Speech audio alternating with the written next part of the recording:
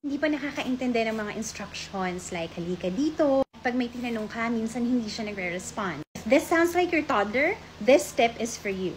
Sa susunod na tanungin mo ang iyong toddler, for example, kumakain kayo sa lamesa and meron kang apple and orange, tanungin mo siya, gusto mo ba ng apple or orange? Wait 4 to 5 seconds, even 10 seconds for their response, instead of assuming what they want. Remember that toddlers need extra time to process what you are trying to say. Ready ka na ba itry ang simple strategy na to? Let me know in the comments. Check kung nagagawa nito ng iyong 3-year-old. Kaya na niyang idugtong ang malalaking beads or malaking macaronis sa string. Nagsisimula na siyang maging independent pagdating sa pagsuot ng kanyang damit gaya ng maluluwag na jacket at gumagamit na rin siya ng tinidor sa pagkain. Let me know in the comments kung nagagawa nito ng iyong anak o kung may mga areas na nahihirapan pa siya. Using GCash.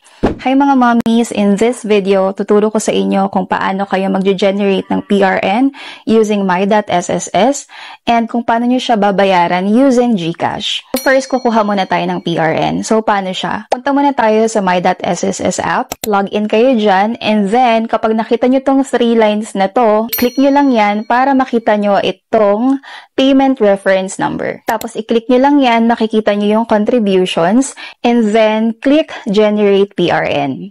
So, dito, mamimili kayo ng membership status nyo, if voluntary or OFW. In my case, voluntary ako, so pipiliin natin yung voluntary. Tapos dito, choose applicable month. So, ako, babayaran ko is February 2025 to February 2025. So, yun yung pipiliin ko. Kung kayo, babayaran nyo is January, December, November, it depends on you mga mommies. After that, pili lang kayo kung magkano yung babayaran nyo.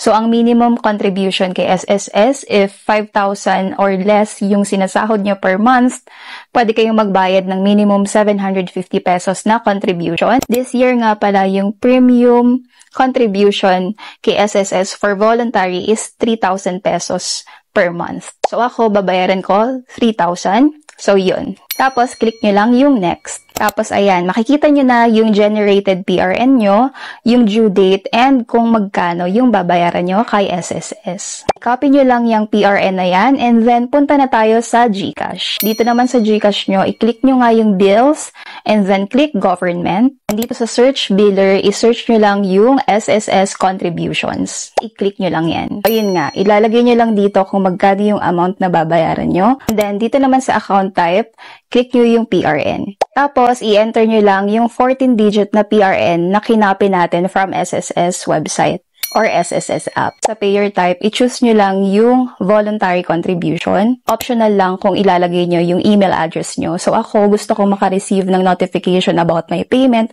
So, ilalagay ko yung aking email address. Pero kung wala naman kayong email address, it's okay. Pagkatapos nyan, i-click nyo lang yung next.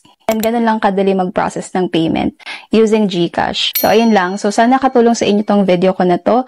If nakatulong to sa inyo, i-like and share nyo naman to. And mag-comment na rin kayo dito sa baba kung meron pa kayong questions.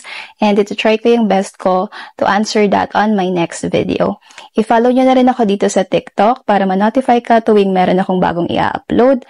And i-click mo na din yung favorites para mababalik-balikan mo siya anytime. By the way, mga mommies, meron din pala akong Facebook page. I-click nyo lang yung link na yan dito under my TikTok account. And then, magdadirect na siya doon mismo sa aking Facebook page. So, ayun lang. Thank you so much for watching. Bye-bye! Paano magbayad ng SSS